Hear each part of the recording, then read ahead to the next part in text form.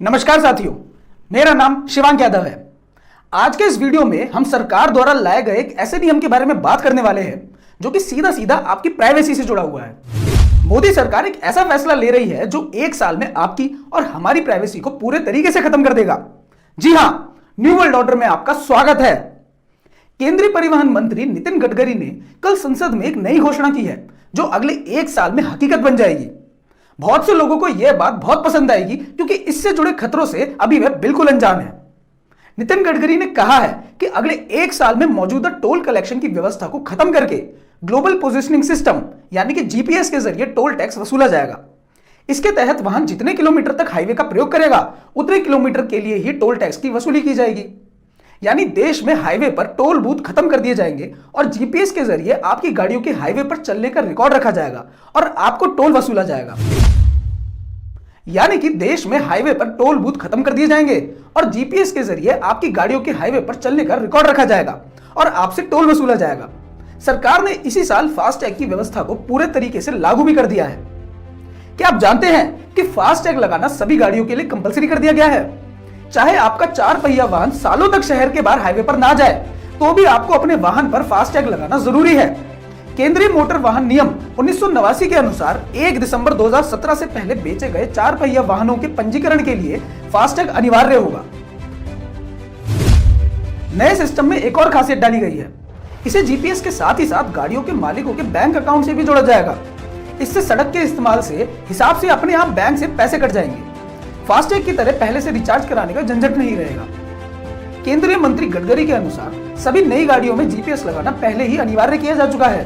पुरानी गाड़ियों में जीपीएस लगाने के मामले में फास्टैग की तरह नई व्यवस्था की जाएगी। टोल टैक्स कलेक्शन के नए सिस्टम के लिए सरकार की ओर से पुराने वाहनों में मुफ्त जीपीएस लगाया जाएगा। नए सिस्टम में टोल टैक्स की वसूली फास्टैग के जरिए होगी। यदि कोई वाहन चालक एक पॉइंट से हाईवे पर चढ़ने के बाद 35 किलोमीटर की यात्रा करके हाईवे छोड़ता है तो उससे केवल 35 किलोमीटर के लिए ही टोल टैक्स वसूला जाएगा। मौजूदा व्यवस्था में प्रत्येक 60 किलोमीटर पर टोल टैक्स प्लाजा स्थित है और वाहन चालकों को कम से कम 60 किलोमीटर के लिए टोल टैक्स देना पड़ता है।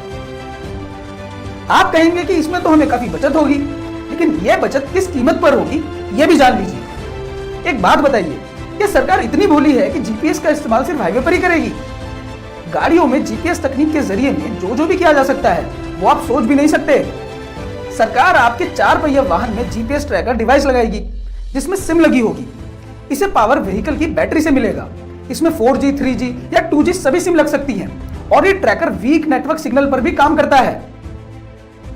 सरकार आपकी कार या फिर 4 पहिया वाहन में जीपीएस ट्रैकर डिवाइस लगाएगी जिसमें सिम लगी होगी। इसे पावर व्हीकल की बैटरी से मिलेगा। इसमें 4G, 3G और 2G सभी सिम लग सकती हैं और ये ट्रैकर वीक नेटवर्क सिग्नल पर भी काम करता है। यह डिवाइस लंबे समय तक खराब नहीं होने वाले हार्डवेयर के साथ आएगा। कई ट्रैकर डिवाइस ऐसे भी होते हैं जिसमें M2M यानी कि मशीन टू मशीन सिम पहले से ही दी गई होती है। इस नई जीपीएस तकनीक के जरिए सरकार बहुत कुछ कर सकती है। जो लोग ऑटोमोबाइल सेक्टर से जुड़े हैं वो ये बात समझते हैं। कार से आप कहां जा रहे हैं, कहां रुक रहे हैं, आपका डेली रूटीन क्या है, सब पता होगा। यह बहुत खतरनाक साबित हो सकता है। जैसे मान लीजिए आप सरकार के खिलाफ कोई आंदोलन कर रहे हैं और एक शाम को आपकी गाड़ी अचानक से किसी मांस बेचने वाले की दुकान के आसपास रुकती है तो उन्हें बस गौ रक्षकों को इशारा ही करना है और बीच रोड पर आपको 100 लोग आके पीट के चले जाएंगे।